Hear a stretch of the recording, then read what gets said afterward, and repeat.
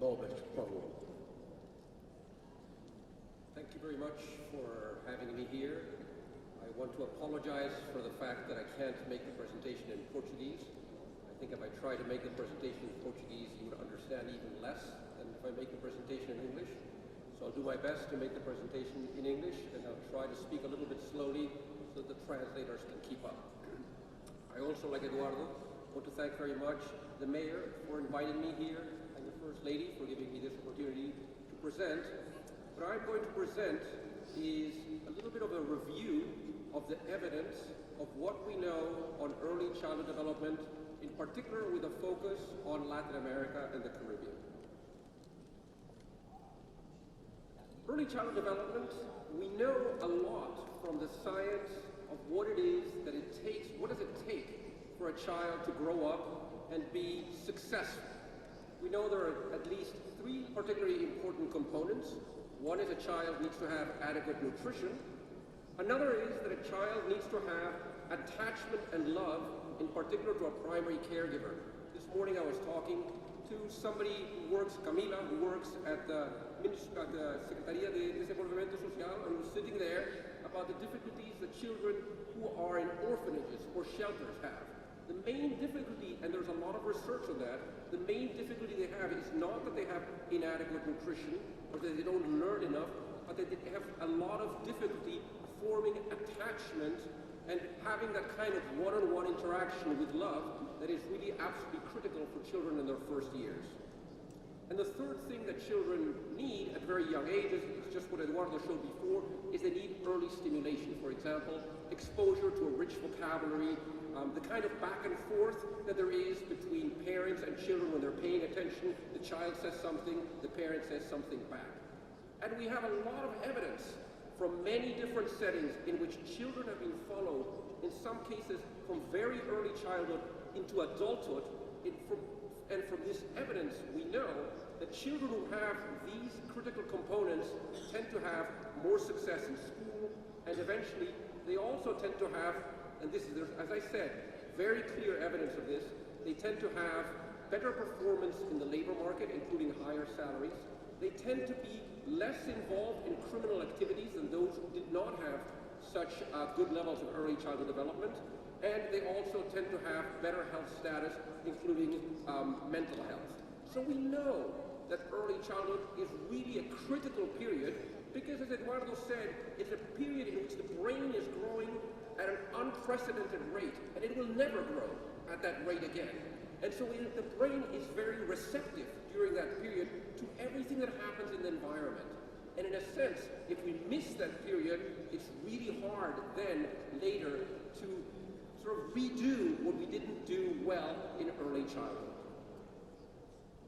Okay, so given that, a natural question, as I said, I'm going to be presenting evidence on Latin America, not so much evidence specifically on Brazil, because I cover all countries in Latin America in what I do at the Inter-American Development Bank, and I'm going to be showing you what do we know about how very young children are doing in Latin America, and what are some effective and less effective policies to improve their well-being.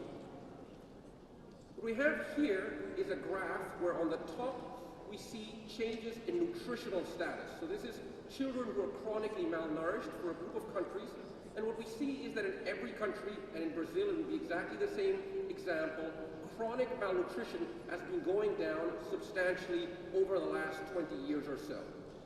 At the bottom graph, and this is something that was alluded to in a previous presentation as well, shows the evolution of infant mortality, in this case in one country, Peru, but we don't have only the average, which is the middle line, but we also have the evolution of infant mortality for children whose mothers have low levels of education, that's the top line, and children whose mothers have high levels of education, that's the bottom line. And what we see is that 20 years ago, there were huge disparities, huge differences in infant mortality between children born to mothers with high and low education, and there's been a lot of convergence in that over time. Now, if the region has made a lot of progress in terms of health and nutrition, what do we know about other dimensions of child development? What we have here is three different dimensions of early childhood development for very young children in Peru. The first graph is cognitive development, the second one is language, and the third is social-emotional development. And each bar represents the average for children of mothers with varying levels of education. So one thing you can do is compare the yellow bar, that's for mothers who have incomplete primary education or less, with the green bar all the way on the right, and that's mothers who have secondary school, completed secondary school or more education. And you see that already at 12 months of age, there are large differences in terms of cognitive and language development. And so this is something we should clearly be worried about because, as I said before, these are the kinds of things, and I'll show you some evidence of that, that really impact these children later on. Here what we have is also from research I have done in Ecuador, and this is a test of vocabulary. And on this test, at 4 years of age, and I'm sorry it's not in Portuguese, but just trust me, there's a variety of different words. These are the words on average in this test that a child whose mother has secondary school education or more recognizes on this test at 4 years of age. And these are the words that a child whose mother has elementary school education or less recognizes. This should shock everybody. By the time they are 4 years of age, well before they're in ensino fundamental,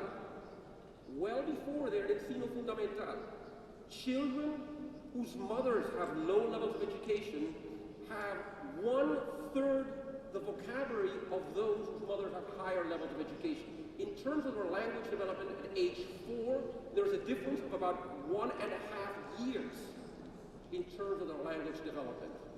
Now you can say, well, that's Ecuador, we're Ecuadorians, I'm sure in Ecuador everything doesn't work very well.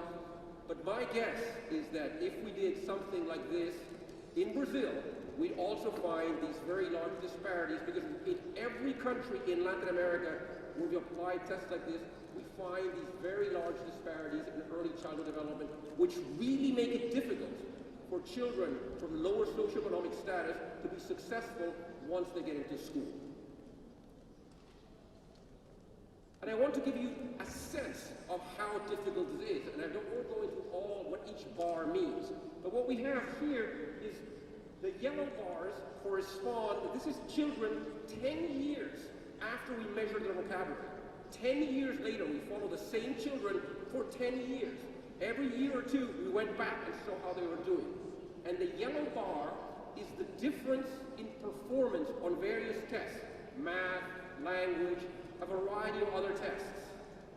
And what we find is that children who at 4 years of age had high levels of vocabulary outperform those who had low levels of vocabulary in everything and by a very large magnitude. The green bars correspond to a comparison of children who had chronic malnutrition and those who did not. And I don't want to say that chronic malnutrition is not important, but I do want to show you here that knowing whether a child is malnourished predicts much less of how well that child does in school thereafter than knowing his or her vocabulary at an early age. It is critical that we know about these other different dimensions of early childhood development. So given that there are, as best we can tell, these very large differences in early childhood development between better off and worse off children, then the question is what to do about them. And I'm going to discuss briefly 3 sets of policies that governments have focused on. One is investments in health, water, and sanitation. That was part of an earlier panel, so I'm not going to talk about that in this presentation here.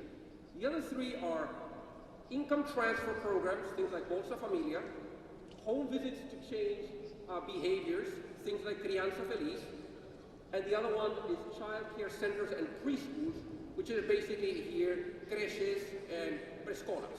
So what evidence do we have that these things actually affect how well these children do later on? Let me start with home visiting programs. This is a program, home visiting programs is like Criança Feliz. A home visiting program is a program in which someone goes to work with mothers in their home, generally mothers, it can be fathers and mothers, but it's generally mothers, to try to teach them parenting behaviors that we know predict how well these children do later on. And the idea here is that what this person teaches the mother is not something that only happens during that 1 hour of the visit, but she really teaches her how to do things differently throughout the day.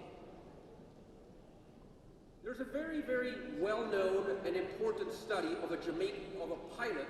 Pilot is a small intervention, an intervention done for a small group of children in Jamaica. It was done in the 1980s. These are the children that benefited from this intervention. This is literally a photograph from the 1980s. The home visits were delivered by nurses. These are literally the 5 women who delivered the program in Jamaica in the 1980s. The materials that were used were very simple materials. This is a more recent photo of the intervention of how it was done. And what we find is first that a program with a general idea like Crianza Feliz had very large effects on children's development in the short run. But what is most impressive, I think, is that 20 years later, we have followed these children now for more than 20 years. Right? They were 1 to 2 years of age when the program was put in place. Now they are in their mid-20s, so we can see this program had an evaluation, so we can really see what is the difference now, 20 years later, between a group of children who got the intervention and a group of children who did not get the intervention. It's what's in medicine called a randomized control trial. So you have a group of children who by lottery received an intervention, another group of children who by lottery did not receive the intervention. Now you can follow them for 20 years, and you can see whether those that received the intervention do better than those that did not, because they are identical. Initially, they were identical. And what we find is truly impressive. What we find is that on average, the children who receive this intervention have substantially higher IQ. They have higher scores on tests of math and language. They have more years of completed schooling. They have lower levels of clinical depression. They have lower participation in criminal activities. And they have labor market outcomes, including wages that are on average 25% higher. This is not fiction. This is not something I made up. This is published in a lot of scientific journals. This is the evidence of how a simple intervention can really fundamentally change children's lives, not only in the short run, but at least in this case, in the long run. So, the big question about an intervention like this, the big question for a program like Crianza Feliz, is how do you do something like this at scale? Now, the Jamaica intervention, because it was a study, they wanted to see if this worked. It was not supposed to be public policy. The Jamaica intervention had 70 children who were in the group that received the visits and 70 children who did not receive intervention. Very small. That's why they could have only 5 nurses who did the whole visiting. But that was the point. The point was to see whether at a very small scale this would work. But the big question, obviously, is can you now do this not for 70 children, but like Crianza Feliz so far, for 500,000 children? It's a lot more difficult to do something for 7,000 children than for 70 children, and it's a lot more difficult to do it for 500,000 children than it is for 7,000 children. There are a lot of